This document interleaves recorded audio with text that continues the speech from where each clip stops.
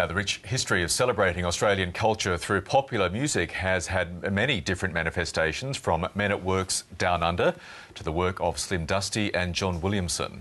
But for the Cairns-based band Cairns, it's about giving great Australian folk songs new life by reinterpreting them through contemporary music. Keir Shorey reports. 4 years ago, Tony Hillier came to me with the idea of taking very well-known Australian folk songs and introducing new musical aspects to them and placing them in a whole new genre. I have to say, part of what excited me so much about the early album was the Will as an islander and Ben as a PNG man as the rhythm section with these Celtic rhythms and tunes on top was a great concept. And so we've spent a year odd on this new album. I'm really pleased with the result, I have to say.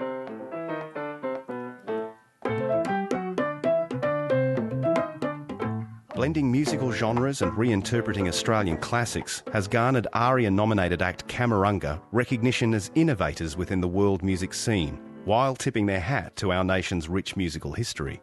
Produced by percussionist Nigel Pegram, the group's second album, Worlds Collide, embraces each member's musical background. The joy of playing with Camarunga is it's always changing, it's so different, and you don't get bored, and I love that because I get bored really quickly.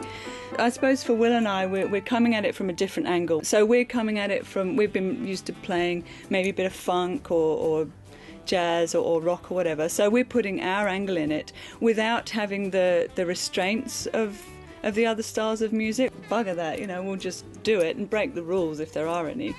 So for me, that just makes it so interesting, and it's just changing all the time, not just within the album, but within the song as well. Bassist Will Kepper says not being confined by the musical traditions of one style is the band's great strength. For me, as an outsider of Celtic or folk music or whatever, it took a little while for me to kind of catch on to realise, oh yeah, this is what they're trying to do, and I feel like now that I know that, I feel like I'm a really big part of it.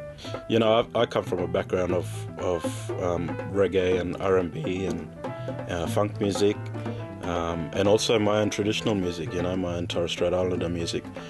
I've grown up in song and dance all my life, with my family. So, the way we think musically, the stuff that we come up with that, a folk musician or someone else who plays in that category of music would not normally do, So it brings a new flavour to that style of music, I guess. Yeah. One challenge universal to all musicians these days is making money from music when it can be downloaded for free.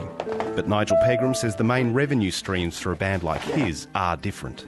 The way it's working is that gigs are almost being replaced by festivals. Now just about every town has some sort of a festival, and because of the numbers of people who are attending those festivals, then the fees for the bands can be fairly reasonable, and that's really, we're sort of dipping our toes into the bottom end of that, and therefore one of our major outlets for selling CDs is the festivals. People see the band, they're hopefully excited, hopefully they're really drunk and very happy to part with $25 for a CD.